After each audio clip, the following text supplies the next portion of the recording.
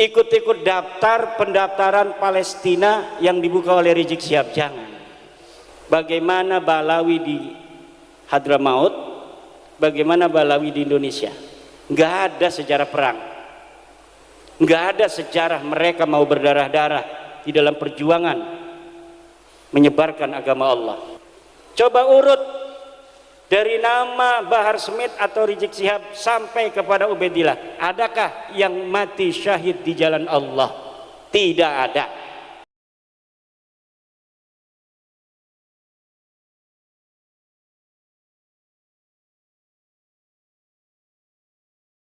Dalam 212 usul untuk membuka yang namanya pendaftaran jihad ke Palestina.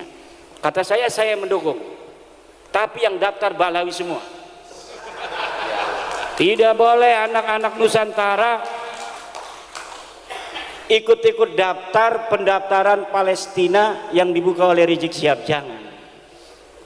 Karena saya baca sejarah, Pak. Saya baca sejarah bagaimana Balawi di Hadramaut, bagaimana Balawi di Indonesia. Nggak ada sejarah perang, nggak ada sejarah mereka mau berdarah-darah di dalam perjuangan menyebarkan agama Allah. Tidak ada. Ada di Aceh namanya Abdurrahman Az-Zahir Ba'alawi. Dia seperti berani pada tahun 1800-an akhir memobilisasi masyarakat melawan Belanda. Ayo kita melawan Belanda, ayo kita perang. Dimobilisasi oleh dia. Ketika rakyat Aceh itu kemudian percaya kepada dia, kemudian masyarakat Aceh bersatu melawan Belanda. Sebelum perang 1-2 hari lagi dia kabur ke Jeddah Arab Saudi, dikasih uang oleh Belanda.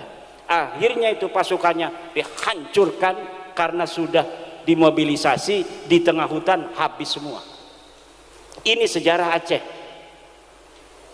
Sejarah di Hadramaut sama juga. Coba urut dari nama Bahar Smith atau Rizik Syihab sampai kepada Ubaidillah, adakah yang mati syahid di jalan Allah? Tidak ada. Tidak ada yang perang. Jangan bawa-bawa setelah Ubaid. Kalau setelah Ubaid itu cucu Nabi asli. Kalau seluruh keturunan Nabi itu ya jiwanya jiwa perang, sama dengan orang Jawa. Ini kalau dibuka oleh Pak Prabowo, betul-betul dibuka, saya yakin ribuan, puluhan ribu yang akan daftar. Kenapa? Karena orang Jawa, orang Nusantara, Aceh, Maluku, Bali itu orang perang semua, bos. Leluhurnya tukang perang. Saya yakin kalau dibuka semuanya akan daftar, atau bukan semuanya, banyak yang akan daftar. Maka saya tidak setuju kalau dibukanya atas nama anak Nusantara, tapi untuk Ba'lawi aja. Coba kita lihat berapa Ba'lawi yang mau dia untuk perang di Palestina. Bahkan kita akan nyumbang, PWI nanti akan nyumbang, betul? Kalau Balawi siap berjihad di Palestina, kita nyumbang setiap DPD berapa? 10 juta. Ini Kiai Riyad yang ngomong. Sekali lagi, apabila ada keluarga Balawi yang mau perang ke Palestina, setiap DPD PWI akan nyumbang 10 juta. Yang penting yang berangkat itu adalah Balawi.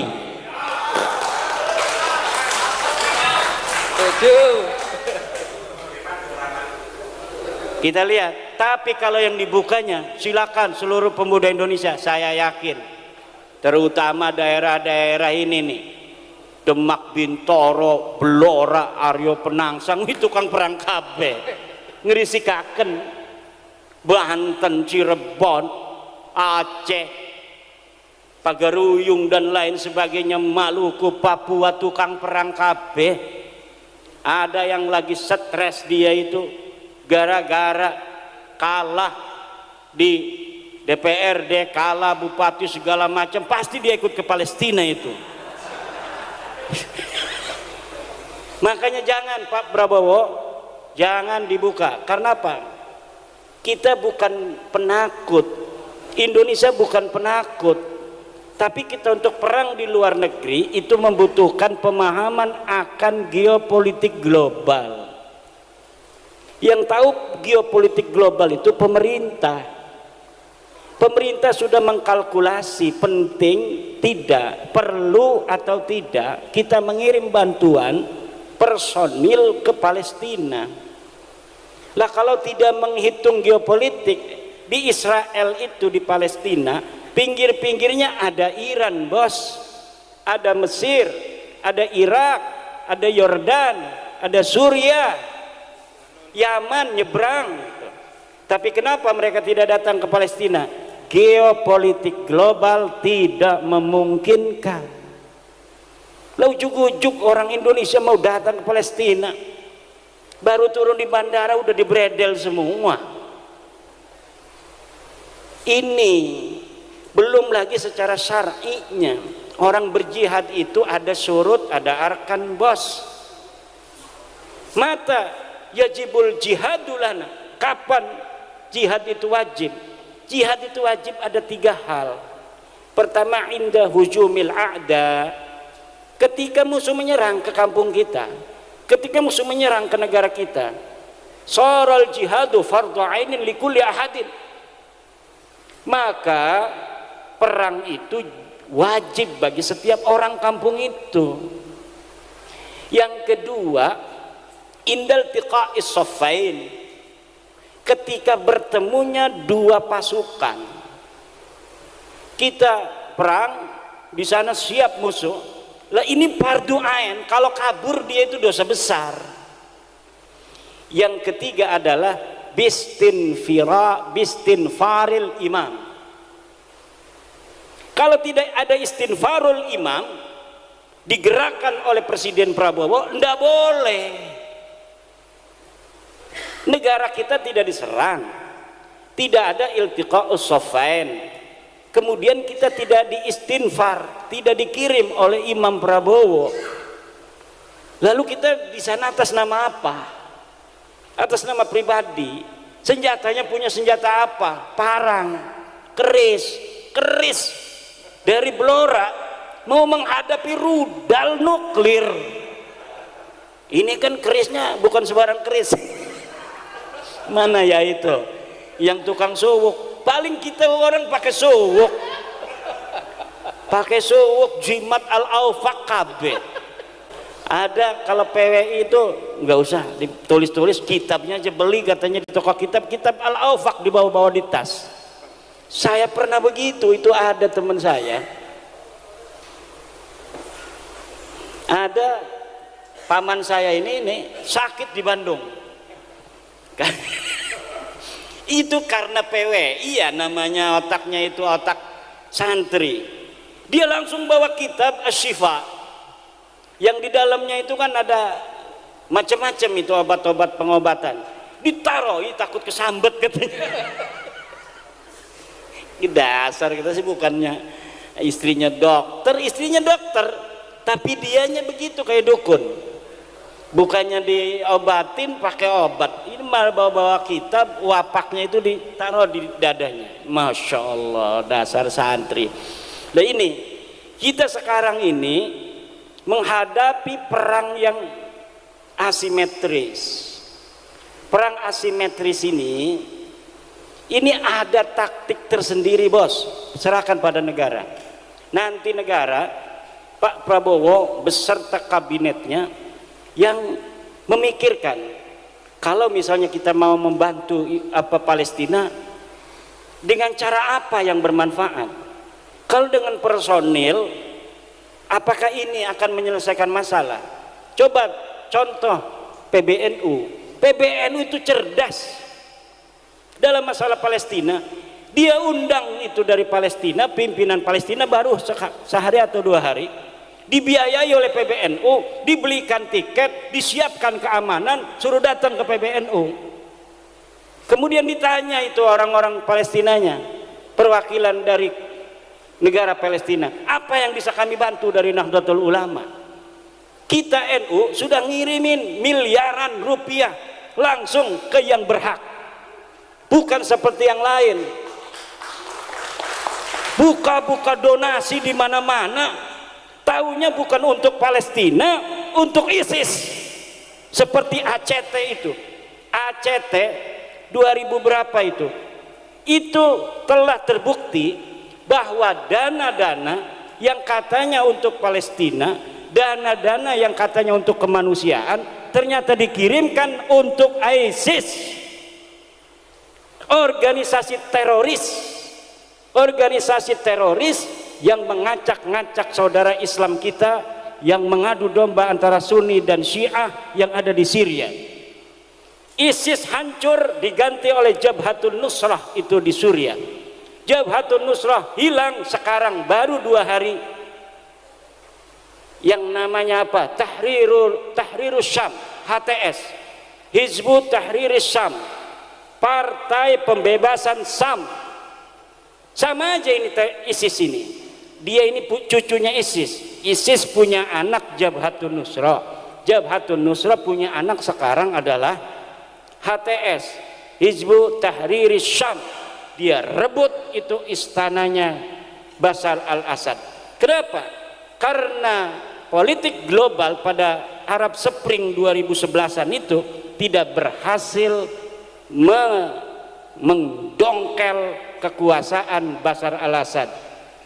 Seperti Irak dihancurkan Saddam Hussein, kemudian Husni Mubarak, kemudian di Libya Muammar Gaddafi dihancurkan oleh kekuatan global. Tapi Bashar al-Assad kekeh, kuat dan kokoh. Kenapa?